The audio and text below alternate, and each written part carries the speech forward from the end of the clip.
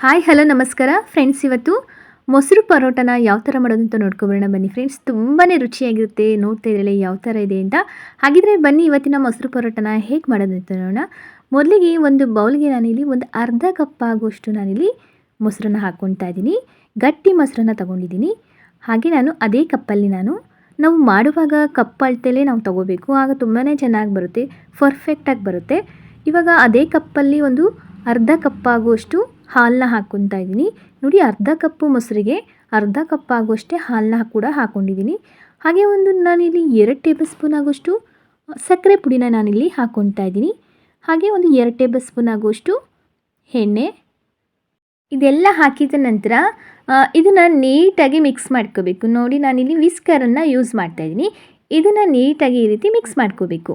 ಇದಿಲ್ಲ ಅಂದರೆ ನೀವು ಸ್ಪೂನಲ್ಲಿ ಕೂಡ ನೀಟಾಗಿ ಮಿಕ್ಸ್ ಮಾಡ್ಕೊಳ್ಳಿ. ನೋಡಿ, ಈ ಥರ ಮಿಕ್ಸ್ ಮಾಡ್ಕೊಂಡ ನಂತರ ಇದಕ್ಕೆ ನಾನಿಲ್ಲಿ ಒಂದು 2 ಕಪ್ ಆಗುವಷ್ಟು ನಾನಿಲ್ಲಿ ಮೈದಾನ ಹಾಕ್ಕೊತಾ ಇದ್ದೀನಿ. ನಿಮಗೆ ಮೈದಾ ಇಷ್ಟ ಇಲ್ಲ ಅಂದರೆ ಅದ್ರ ಬದಲಾಗಿ ಗೋಧಿ ಹಿಟ್ಟನ್ನು ಕೂಡ ಹಾಕ್ಕೊಂಡು ಇದೇ ರೀತಿ ನೀವು ಮಾಡ್ಕೋಬೋದು. ನೋಡಿ, ಮೈದಾನ 2 ಕಪ್ ಆಗುವಷ್ಟೇ ನಾನು ಮೈದಾ ಹಾಕ್ಕೊಂಡಿದ್ದೀನಿ. ನಾನು ಯಾವ ಕಪ್ಪಲ್ಲಿ ಮೊಸರು ಹಾಗೆ ಹಾಲನ್ನ ತಗೊಂಡಿದ್ದೀನಿ ಅದೇ ಕಪ್ ಅಳತೆಲಿ ಒಂದು 2 ಕಪ್ ಆಗುವಷ್ಟು ಮೈದಾನ ಹಾಕ್ಕೊಂಡಿದ್ದೀನಿ. ನೋಡಿ, ಮತ್ತೆ ಯಾವುದೇ ರೀತಿ ನೀರು ಆಗಲಿ ಏನು ಹಾಕಬಾರ್ದು. ಹಾಗೆ ಒಂದು ಅರ್ಧ ಟೇಬಲ್ ಸ್ಪೂನ್ ಆಗುವಷ್ಟು ಉಪ್ಪನ್ನ ಹಾಕಿಬಿಟ್ಟು ಚೆನ್ನಾಗಿ ಅದನ್ನು ನಾವು ಚಪಾತಿ ಹಿಟ್ಟನ್ನ ಯಾವ ರೀತಿ ನಾವು ಚೆನ್ನಾಗಿ ನಾದ್ಕೋತೀವೋ ಅದೇ ರೀತಿ ಚೆನ್ನಾಗಿ ನಾದ್ಕೋಬೇಕು. ಚೆನ್ನಾಗಿ ನಾದ್ಕೊಂಡ ನಂತರ ನೋಡಿ, ನಾನಿಲ್ಲಿ ಒಂದು ಸ್ವಲ್ಪ ಎಣ್ಣೆನ ಹಾಕ್ಕೊಂಡು ಮೇಲೆ ಸರೋಬಿಟ್ಟು ಒಂದು ಪ್ಲೇಟ್ನ ಮುಚ್ಚಿಬಿಟ್ಟು ಒಂದು 10 ನಿಮಿಷಗಳ ಕಾಲ ಅದು ಚೆನ್ನಾಗಿ ನೆನೆಬೇಕು ಇಟ್ಟು. ಅಷ್ಟರೊಳಗೆ ನಾನಿಲ್ಲಿ ಒಂದು ಬೌಲಿಗೆ ಒಂದು 2 ಸ್ಪೂನ್ ಆಗುವಷ್ಟು ನಾನಿಲ್ಲಿ ಕಾರ್ನ್ಫ್ಲೋರ್ ಹಾಕ್ಕೊಂಡಿದ್ದೀನಿ. ಅದಕ್ಕೆ ಒಂದು 2 ಟೇಬಲ್ ಸ್ಪೂನ್ ಆಗುವಷ್ಟು ಎಣ್ಣೆ ಹಾಕ್ಕೊಂಡಿದ್ದೀನಿ. ನೋಡಿ, ಕಾರ್ನ್ಫ್ಲೋರ್ ಹಾಕಿ ಎಣ್ಣೆ ಹಾಕಿದ ನಂತರ ಚೆನ್ನಾಗಿ ಅದನ್ನು ಸ್ವಲ್ಪ ಪೇಸ್ಟ್ ರೀತಿಯಲ್ಲಿ ಚೆನ್ನಾಗಿ ಮಿಕ್ಸ್ ಮಾಡ್ಕೋಬೇಕು ಫ್ರೆಂಡ್ಸ್. ಹಾಗೆ ನೀವು ನನ್ನ ಚಾನಲ್ನ ಇನ್ನೂ ಸಬ್ಸ್ಕ್ರೈಬ್ ಮಾಡ್ಕೊಂಡಿಲ್ಲ ಅಂದರೆ ಪ್ಲೀಸ್ ನನ್ನ ಚಾನಲ್ನ ಸಬ್ಸ್ಕ್ರೈಬ್ ಮಾಡ್ಕೊಂಡು ನೋಡಿ. ಹಾಗೆ ಈ ರೆಸಿಪಿ ನಿಮ್ಮೆಲ್ಲರಿಗೂ ಇಷ್ಟ ಆಗಿದರೆ ನಿಮ್ಮ ಫ್ರೆಂಡ್ಸಿಗೆ, ನಿಮ್ಮ ಫ್ಯಾಮಿಲಿ ಮೆಂಬರ್ಸಿಗೆಲ್ಲ ಶೇರ್ ಮಾಡಿ. ಹಾಗೆ ಹೇಗಿದೆ ಅಂತ ಕಮೆಂಟ್ ಮುಖಾಂತರನೂ ತಿಳಿಸಿ ಫ್ರೆಂಡ್ಸ್. ಇವಾಗ ನೋಡಿ, ಒಂದು 10 ನಿಮಿಷ ಆದಮೇಲೆ ಹಿಟ್ಟು ಕೂಡ ಚೆನ್ನಾಗಿ ಇದು ನೆಂದಿದೆ. ಇವಾಗ ಒಂದು ಸಲ ಮತ್ತೆ ಇದನ್ನು ಚೆನ್ನಾಗಿ ನಾದ್ಕೋಬೇಕು. ನೋಡಿ, ಈ ರೀತಿ ಚೆನ್ನಾಗಿ ನಾದ್ಕೊಂಡ ನಂತರ ಹಿಟ್ಟನ್ನ 2 ಭಾಗವಾಗಿ ಮಾಡ್ಕೊತಾ ಇದ್ದೀನಿ. ನೋಡಿ ಯಾವ ರೀತಿ ಬಂದಿದೆ ಅಂತ. ನೋಡೋದಕ್ಕೆ ಸ್ವಲ್ಪ ಬೆಣ್ಣೆ ಥರ ಇದೆ ಅಲ್ವಾ, ಇಷ್ಟು ಸಾಫ್ಟ್ನೆಸ್ ಬರಬೇಕು ಹಿಟ್ಟು.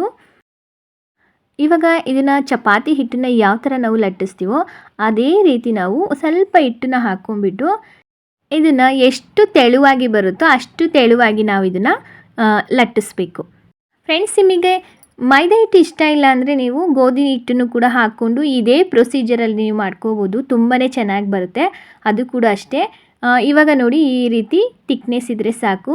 ಇವಾಗ ಒಂದು ಚಾಕುವಿನಿಂದ ನಾನು ಈ ರೀತಿ ನೋಡಿ, ನಾನು ಯಾವ ರೀತಿ ಕಟ್ ಮಾಡ್ಕೊತಿದ್ದೀನೋ ಅದೇ ರೀತಿ ನೀವು ಕಟ್ ಮಾಡ್ಕೋಬೇಕು. ಆ ಲೇಯರ್ ಪರೋಟ ಬರಬೇಕು ಅಂದರೆ ನಾನು ಯಾವ ರೀತಿ ಚಪಾತಿನ ಈ ರೀತಿ ಕಟ್ ಮಾಡ್ತಾಯಿದ್ದೀನಲ್ಲ, ಪಿಜ್ಜಾ ಯಾವ ಥರ ನಾವು ಕಟ್ ಮಾಡ್ತೀವೋ ಅದೇ ರೀತಿ ನಾವು ಕಟ್ ಮಾಡ್ಕೋಬೇಕು. ನೋಡೋರಲ್ಲ ಫ್ರೆಂಡ್ಸ್, ಇವಾಗ ಕಟ್ ಮಾಡ್ಕೊಂಡ ನಂತರ ನಾವು ಆಗಲೇ ಎತ್ತಿಟ್ಟಿದ್ದೀವಲ್ಲ ಕಾರ್ನ್ಫ್ಲೋರ್ ಮತ್ತು ಎಣ್ಣೆ ಹಾಕಿ ಮಿಕ್ಸ್ ಮಾಡಿ ಪೇಸ್ಟ್ನ, ಅದನ್ನು ಈಗ ಹಾಕಿಬಿಟ್ಟು ಈ ರೀತಿ ಚೆನ್ನಾಗಿ ಈ ರೀತಿ ಸರುವಬೇಕು.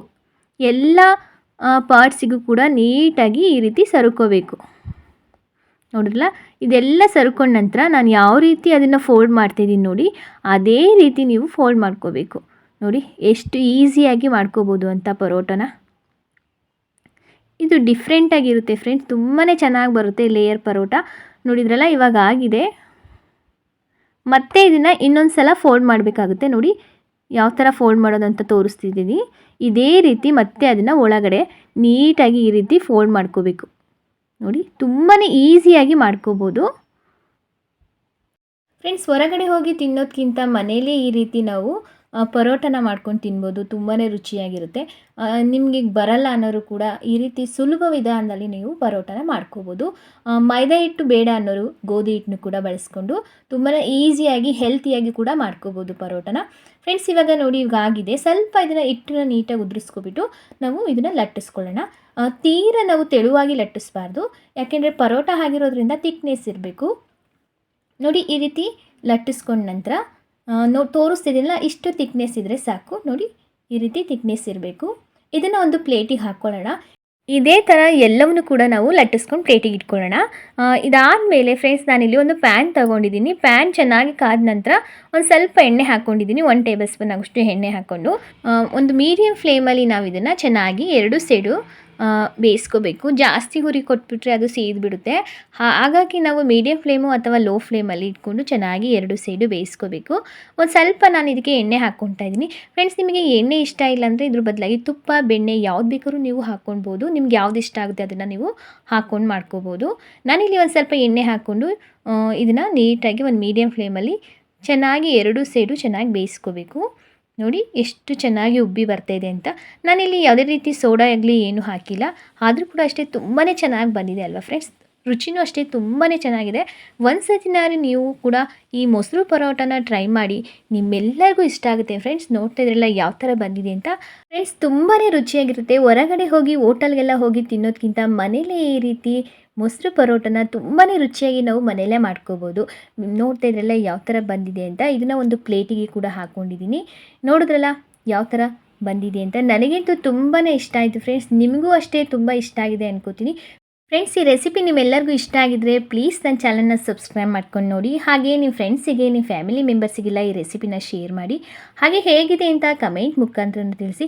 ರುಚಿ ಮಾತ್ರ ತುಂಬಾ ಚೆನ್ನಾಗಿರುತ್ತೆ ಅಂತಲೇ ಹೇಳ್ತಾ ಇದ್ದೀನಿ. ನೀವು ಅಷ್ಟೇ ಈ ವಿಧಾನದಲ್ಲಿ ಒಂದ್ಸಲ ಏನಾದರೂ ಟ್ರೈ ಮಾಡಿ ನೋಡಿ, ನಿಮ್ಮೆಲ್ಲರಿಗೂ ಇಷ್ಟ ಆಗುತ್ತೆ.